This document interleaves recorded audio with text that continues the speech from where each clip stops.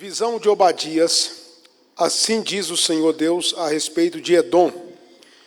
Temos ouvido a pregação do Senhor e foi enviado aos gentios um emissário dizendo: levantai-vos e levantemo-nos contra ela para a guerra. Eis que te fiz pequeno entre os gentios, tu és muito desprezado.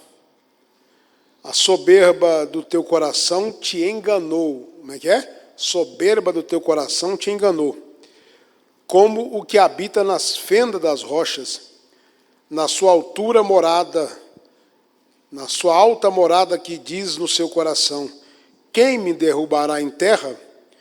Se te elevares como águia e puseres o teu ninho entre as estrelas, dali te derrubarei, diz o Senhor. Ninguém gosta de ouvir essas coisas, né? Mas o Senhor é aquele que levanta, mas também derruba. Senhor Deus, a tua palavra foi lida e nós queremos ouvir a tua voz. Fala conosco aqui nesta noite, para a glória do teu nome, Jesus. Queridos irmãos, quando a gente fala de Edom, um juízo de Deus que Obadias prega para Edom, para nós que já somos familiarizados com a Bíblia, a gente já sabe quem é. Mas muitos irmãos não sabem. Quem é Edom? Quem é Edom? Edom, para quem não sabe, é os descendentes de Esaú. Esaú, o irmão gêmeo de Jacó. Jacó teve um irmão gêmeo, lembra? Que ele era todo peludo, tinha muito pelo. Chamava-se Esaú. E ele vendeu a primogenitura por um prato de lentilha, de um guisado, uma sopa, um guisado vermelho. Por isso, Edom significa vermelho. Edom significa vermelho. Se você for para o capítulo 36 de Gênesis, nota-se que ele apartou-se de Jacó, por conta das riquezas que eles tinham. Eles eram muito ricos, ambos. Jacó ficou na terra da promessa, e Esaú foi para as montanhas de Seir. As montanhas de Seir passaram a ser o habitat, a região dos Edomitas, pai de uma nação chamada Edom. Uma nação chamada Edom. Ele foi pai de uma nação. Essa nação se agrupou e organizou, e essa nação levantou, melhorou, irmão, obrigado.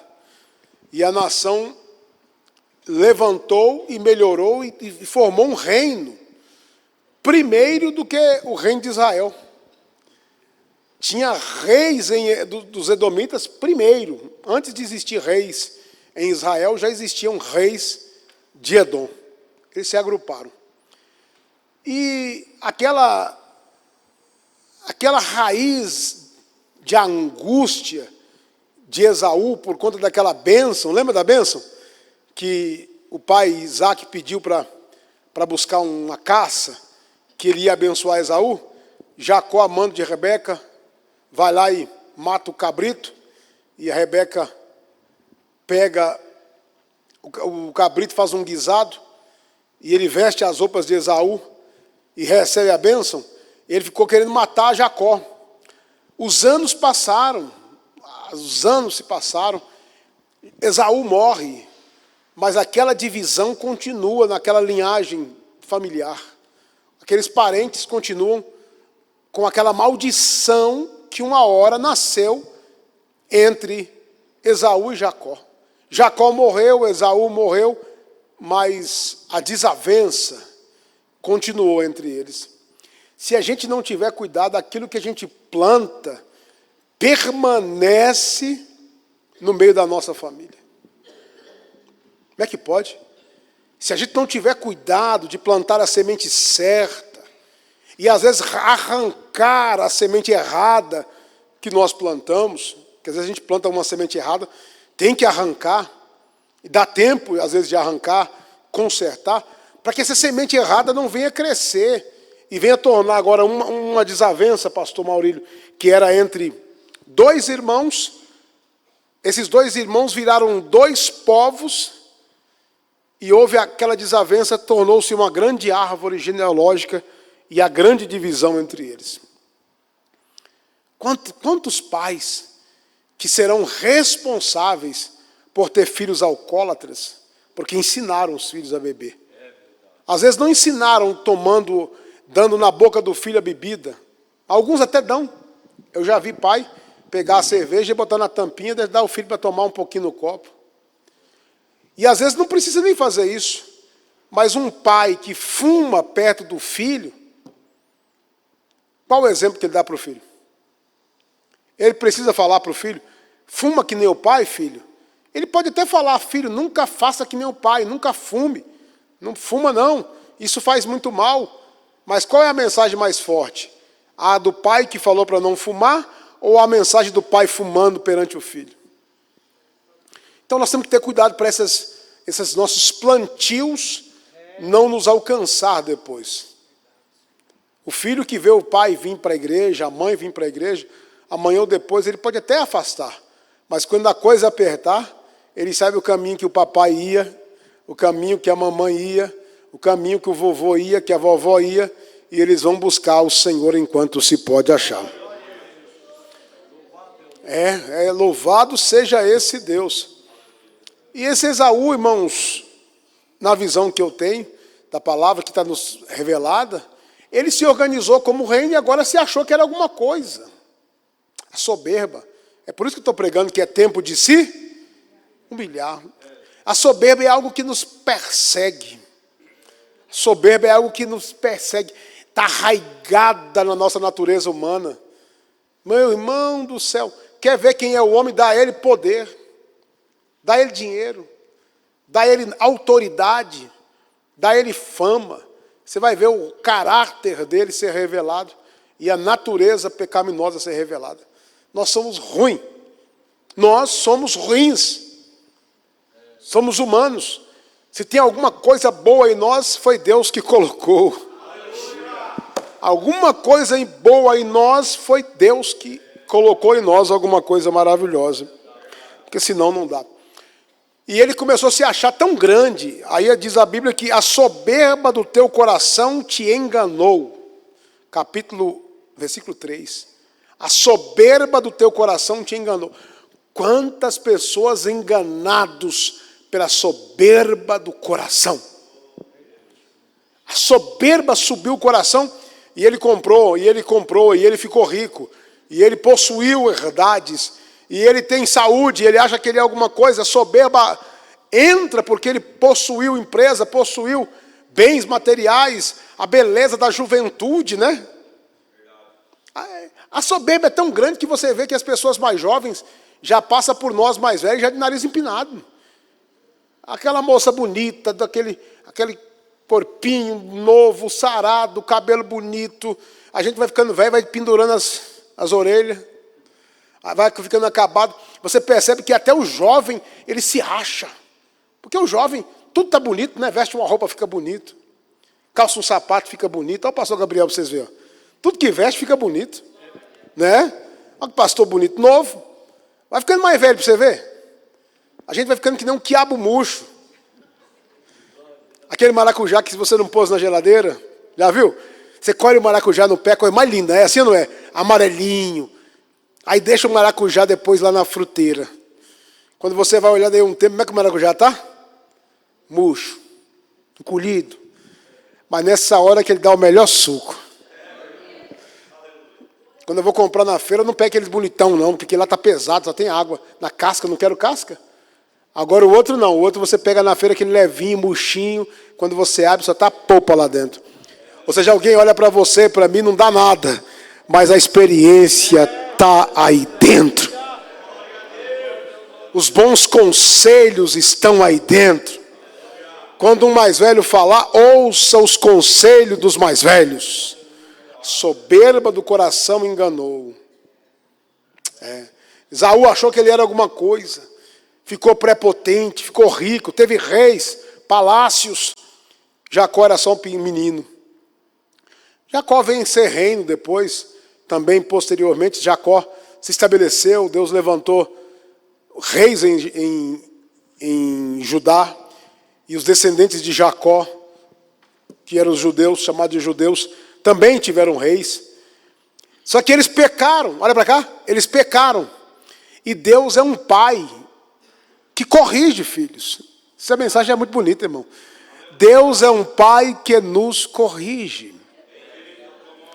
Quem teve um pai assim presente na sua vida, que te corrigiu? Geralmente aquele pai que sai, que fica para fora, que nem corrige filho. Mas um pai presente, ele te corrige. Eu tive um pai, eu fiquei com meu pai 24 horas, meu pai era aposentado. Quando eu nasci, ele ficou doente. Aposentou-se. Ficou dentro de casa, junto com a gente. Fui criado com meu pai. Meu pai era um homem severo, um homem... Não aquele pai... Não, brincava com a gente, rolava no chão. Mas na hora que pegava o cinto, o pau quebrava. Meu pai me corrigiu. Era um pai que me amava, que me dava conselho. Eu não podia sair e fazer o que eu queria. Eu tinha hora para chegar, hora para sair. Ele me conduziu nos caminhos do Senhor com muito zelo. Então Deus é esse pai que corrige. Se você sai lá para fora, abandona o evangelho, tem consequência se ele te ama. Só não tem se ele não te tem por filho. Mas se ele te tiver por filho, ele vai te corrigir. E ele foi corrigir Jacó, porque Jacó era o seu filho. Israel era o seu filho. Ele foi corrigir. E ele mandou algumas nações para tirar os bens. A primeira coisa que Deus quer tocar em alguém, para ver se alguém desperta para buscar o Senhor, é financeiro. Primeira coisa. Se Deus tem você por filho, a coisa começa a apertar para o seu lado, você começa a abandonar o Senhor, ele toca na sua vida financeira. Pode escrever isso. Se tem alguma coisa errada, não estou dizendo que toda luta financeira é falta disso, não estou generalizando, não põe palavras na minha boca. Não põe palavras, nem tudo é tudo. Nem todo pau é pedra, nem todo pedra é pau. Não é assim. Há um meio de Deus falar. Mas preste atenção, alguém está na bênção diante de Deus, como Jacó. Primeira coisa que Deus fez, tocou nos bens. Tocou naquilo que eles mais gostavam, que era o dinheiro, que era a prosperidade. Preparou os adversários para levar eles para o cativeiro, tirou deles a autonomia. Foram presos. Perdeu os inimigos, chegaram levando tudo. Se alguma coisa, você começou a sair da presença de Deus, pode notar que o devorador vai começar a entrar pelas beiradas. Vai começar a entrar. E aí, se você não conserta logo, ele entra tudo e derruba tudo e te leva junto, como levou Jacó. Só que quando levou Jacó, quando foi levar, olha aí vem o assunto. Quando Jacó está sendo oprimido, porque Jacó pecou, mais ou menos assim, Deus está com a cinta na mão, tratando com Jacó. Deus está com o cinto na mão, o cipó na mão, corrigindo seu filho amado Jacó. Deus amava Jacó. Eu tinha... Esse capítulo, esse livro é pequenininho, alguns versículos, mas podia falar aqui a noite toda, porque ele é muito lindo.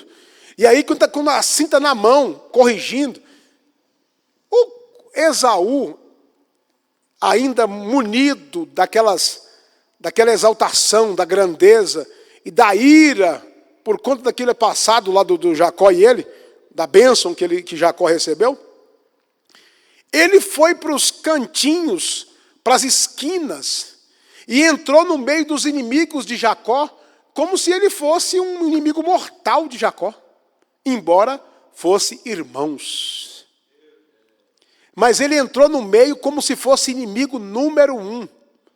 Entrou roubando os bens, pegando bens, acabando com tudo, destruindo Israel. Vamos lá para o versículo 10? Diz assim, ó.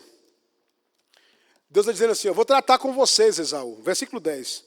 Eu vou tratar com vocês, Esaú. Eu vou destruir vocês, mas eu vou explicar por que eu vou acabar com vocês.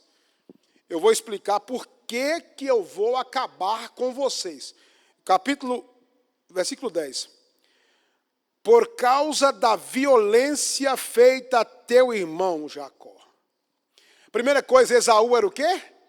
Violento. Deus não trabalha com pessoas violentas. Deus ama os pacificadores. Pessoas que amam a paz. Quem são os violentos? Não é só aquele que espanca, não.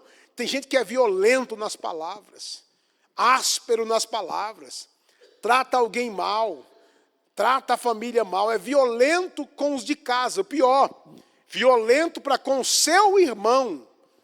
Esaú era aquele bonzinho para todo mundo de fora, mas para o seu irmão dentro de casa, o seu próprio parente, ele era o quê? violento. Tem gente que para os de fora, sorrisão. Para os de fora, beijos e abraço. Para os de fora, presente e carinho. Mas para os dentro de casa, violência. Agressivos. Ah, meu Deus, que Deus tenha misericórdia de nós.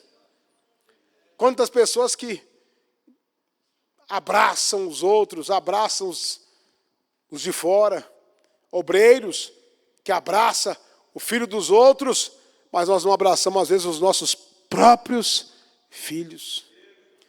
Temos paciência para aconselhar, conversar com a família dos outros, mas muitas das vezes a nossa própria família nós não temos paciência para aconselhar e para conversar com os nossos. Com os outros, carinho, com os nossos, tapa na orelha, violência. Que Deus tenha misericórdia de nós. Violência a teu irmão Jacó. Está dizendo assim, ele é teu irmão. O que eu aprendo com isso, irmãos? A exaltação começa às vezes dentro da igreja, dentro do trabalho, a disputa está lá dentro. É alguém que podia estar junto, torcer pela felicidade do irmão, orar pela prosperidade do irmão, se alegrar quando Deus abençoar o irmão, mas muitas das vezes não se alegra com a bênção do irmão. Tem pessoas que eu até aconselho, conforme for a bênção que você receber financeira, se for um lugar que você é muito conhecido, nem conta.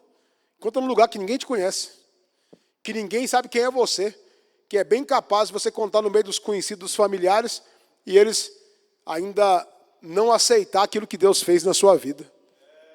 Deus te prosperou, você fica quietinho no seu canto, por conta da soberba de Esaú e da perseguição contra teu irmão. Diz a Bíblia que ele entrou em Jerusalém como se fosse um inimigo. Verso 11, a parte C, a última parte do verso 11. No dia em que, vamos ler o versículo 11 todo. No dia em que o confrontaste, no dia em que estranhos levaram cativo o seu exército, e os estrangeiros entravam pelas suas portas e lançavam sorte sobre Jerusalém, tu eras como um deles. Quando os estrangeiros entravam, ele era como se fosse um também. Ele apoia o estrangeiro, ele apoia o de fora. Ele entra junto com o de fora, mas dentro de casa ele é inimigo. Mas diz o Senhor, verso 12, mas tu não devias olhar com prazer para o dia de teu irmão, no dia do infortúnio. Então, vamos duas coisas aqui, olhar com prazer, olhar a queda do irmão e ter prazer na queda do irmão. Que coisa ridícula, hein? Quando ele viu Jacó caindo, ele podia dizer, poxa vida, ele é meu irmão. Nós somos parentes, somos descendentes da mesma família. Mas ele ficou feliz pela queda do seu irmão e teve prazer. Sabe, irmão, sabe alguém chegar aqui e você dizer assim, estou doente, estou com câncer, e você dizer, vai, coisa boa, não presta? Alguém chega aqui e diz assim, irmão, tive um acidente ali, bati o carro, deu perca total, não tinha seguro, e alguém vai dizer, coisa boa. É porque está em pecado, dentro da igreja. Sabia que tem pessoas que falam isso dentro da igreja? Alguém acontece alguma coisa assim, é pecado. Tem um irmão aqui que me contou, luta dele até no trabalho. Alguém vai dizer, mas cadê a bênção? Você não falou que ia ser abençoado? Em vez de orar, as pessoas são contra. Tem prazer na queda do irmão. Vai dizer mais no 12, mas tu não devias olhar com prazer para o dia do teu irmão, no dia do infortúnio, nem alegrar-se sobre os filhos de Judá. Deus estava corrigindo Jacó, com cipó na mão, que eu preguei para vocês. Mas Deus está olhando em volta aqui, quem está rindo? Quem está sorrindo, Deus está corrigindo o irmão. Você se alegrou, né? Nem alargar a tua boca, boca que fala do irmão. Deus está dizendo assim, Deus está corrigindo Jacó e dizendo assim, está falando mal dele, né? Ai, Jesus, isso é pesado. Você já pensou isso aqui? Deus está corrigindo um de nós, ou corrigindo você, e a gente está metendo a boca. Metendo a boca falando de quem Deus está tratando. E Deus está dizendo assim, eu estou corrigindo ele, que ele é meu filho. E olhando para o outro, a hora que eu te pegar, Esaú, quando eu te pegar, você vai ver. Se Deus está corrigindo o próprio filho, que é Jacó, o que Deus não fará com aqueles que se levantam contra Jacó? Se Deus está nos corrigindo a nós, que Ele tem por filhos, o que Ele não fará com aqueles que se levantam contra os escolhidos de Deus? Deus tratou com Jacó, agora diz assim, agora eu vou tratar com você, Esaú. Eu vi você rindo. Eu vi você batendo palma quando eu corrigia Jacó. Eu via você roubar, saquear os bens. Eu via você aproveitar a oportunidade. Porque tem gente que aproveita o nosso momento de fraqueza. Quando nós estamos passando por uma luta, ele chega, aproveita que alguém está falando mal da gente, aproveita para ajudar a falar. Que Deus tenha compaixão de nós. Aproveita que você está enfraquecido, lá na empresa, lá na igreja, está enfraquecido no ministério. A linguajar deles assim, está queimado. Vamos acabar de botar fogo e vamos torrar ele logo. Vamos acabar com o ministério dele. Não, irmão, não é assim que nós vamos fazer, não. Se tem alguém passando luta, um obreiro, está passando luta, está guerra, a coisa inverteu, está pesada para ele, vamos orar por ele, que aqui daqui a pouco Deus levanta ele de novo. Alguém que enfraqueceu, até saiu da igreja, em vez de falar mal, perseguir, vamos orar, quem sabe amanhã depois, ele entra por essas portas de novo, voltando, e nós vamos receber ele de novo como membro do corpo de Cristo. Amém? É muito fácil nós abrir a boca e falar, quando alguém caiu, meter a boca, mas e amanhã depois ele voltar? E amanhã depois Deus chamar a gente, tratar com a gente, porque a gente meteu a boca, está dizendo aqui, ó, nem alargar a tua boca no dia da angústia do teu irmão. Ele abriu a boca, falou. Verso 13, nem entrar pela porta do meu povo no dia da calamidade. Do meu povo. Peraí, Deus está corrigindo Jacó, pastor Gabriel, mas chama de meu povo. Às vezes tem alguém que está aqui entre nós, está fraco na fé, quem sabe até caiu, quem sabe não está nem em comunhão, mas Deus ainda chama meu servo. Deus ainda chama meu povo. Você está entendendo isso aqui? Jacó não estava sendo corrigido? Não estava no cativeiro? Mas Deus está dizendo assim, não devias tu levantar contra o meu povo. Você levantou contra o meu povo. Está caído Jacó, mas é meu. Está passando por uma luta, mas é meu. Está passando por uma guerra, mas é meu. Deus está dizendo para alguém nessa noite que Ele ainda vai levantar alguém que precisa. Quem crê nesse Deus que levanta o caído, que levanta o enfraquecido, te chama de meu. O meu povo, não é isso? Não devias olhar satisfeito o seu mal no dia da calamidade, nem lançar mão dos seus bens no dia da calamidade. Até dos bens do povo de Deus, Deus sabe fazer. Tem gente que... Eu fico olhando, tem gente que é louco.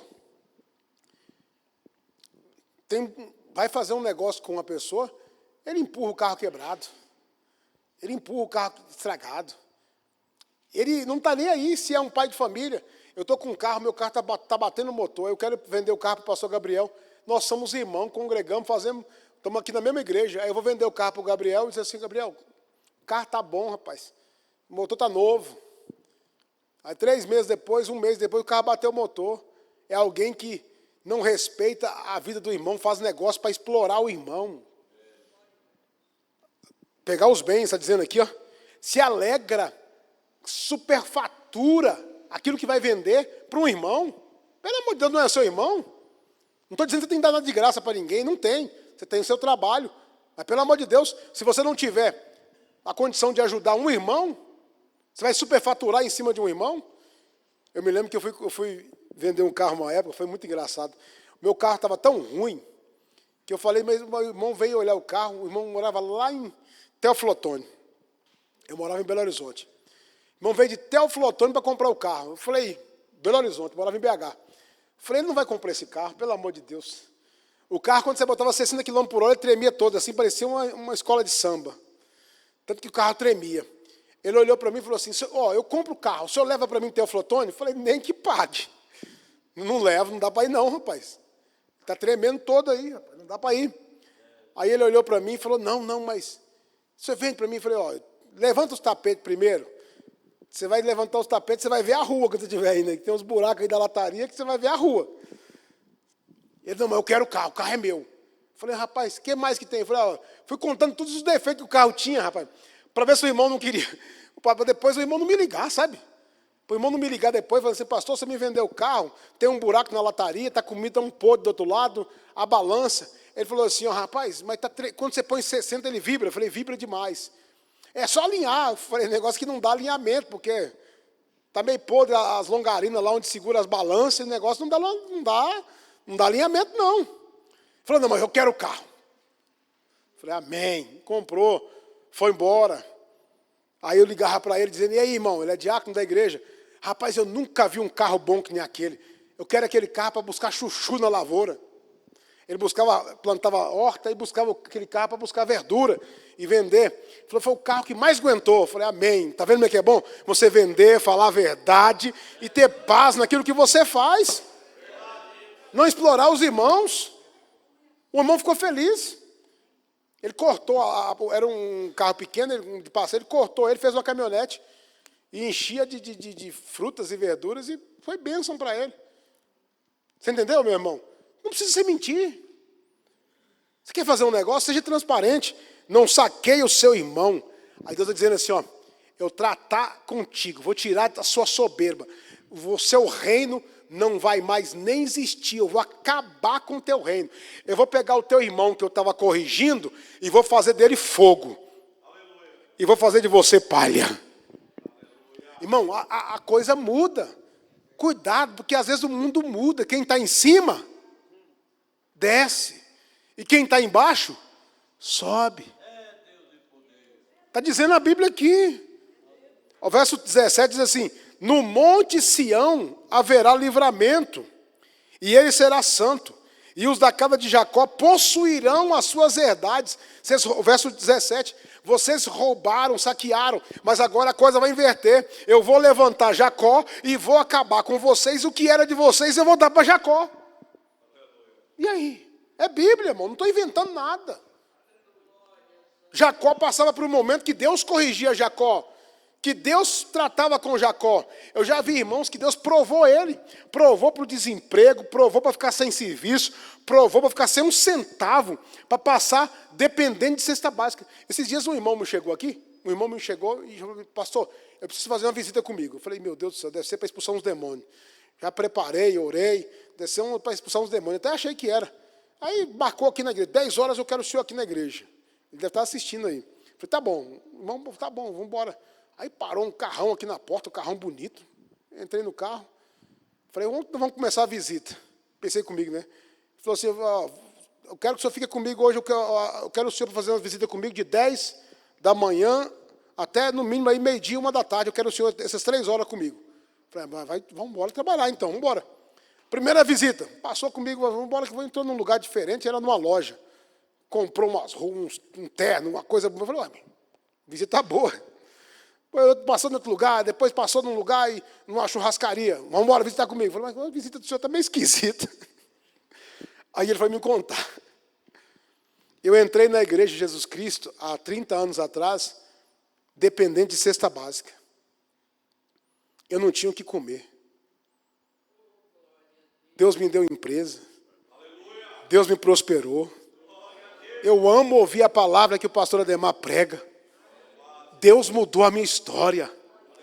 Me levou na casa dele, aí nós ungimos a casa que tinha acabado de terminar a construção, ungi a casa. Entramos lá e me mostrou o lugar que ele toca, que ele canta, que ele fica lá dentro quietinho lá. Ninguém sabe, nem que ele toca, que ele canta, mas está lá o lugar dele, tudo lá, que estúdio montado, a casa bonita. Você não tinha nada. Muita cesta básica ganhei dos irmãos da igreja. Mas se ele chegar aqui hoje, você vê ele chegando ali, você não fala que não, acho que é um doutor.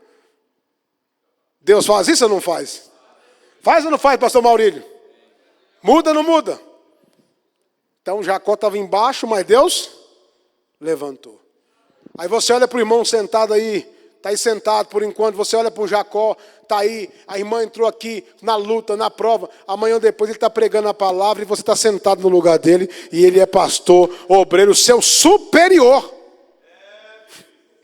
E você vai estar sentado e com muito carinho dizendo assim, na época que eu fui superior, eu respeitei ele. Na época que eu fui o pastor dele, eu fui uma bênção na vida dele. E ele com certeza será uma bênção também na tua vida. Quem está entendendo diz amém. Lança teu pão sobre as águas, meu irmão. Depois de muito tempo acharás. Você acha que você faz o que quer, trata as pessoas como quer e Deus não vê? Deus está vendo o que você fala do teu irmão, o que você pensa do teu irmão, o que você... A maldade do nosso coração, Deus vê. Muitas vezes nós somos maldosos. Esaú era o quê? Maldoso. Coitado de Jacó, teve que fugir uma época, senão ele ia matar Jacó. A mãe falou, filho, vai embora, porque seu irmão te pegar, ele vai te matar. Tem irmãos, olha para cá, tem irmãos que se ele puder, ele te mata.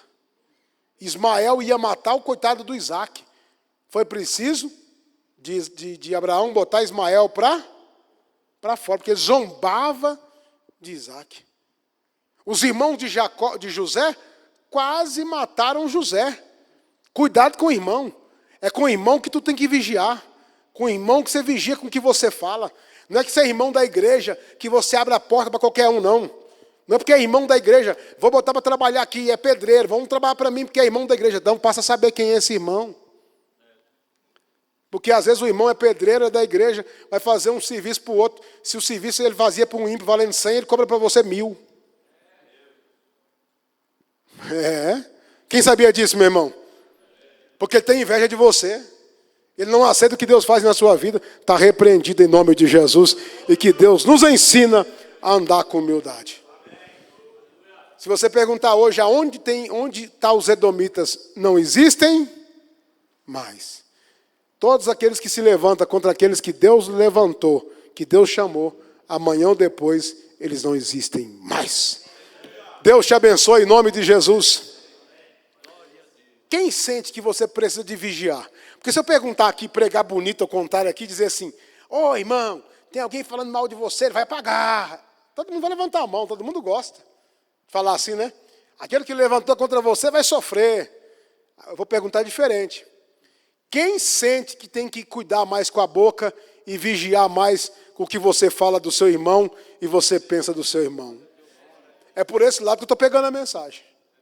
Que Deus me ajude a não arrumar problema para mim.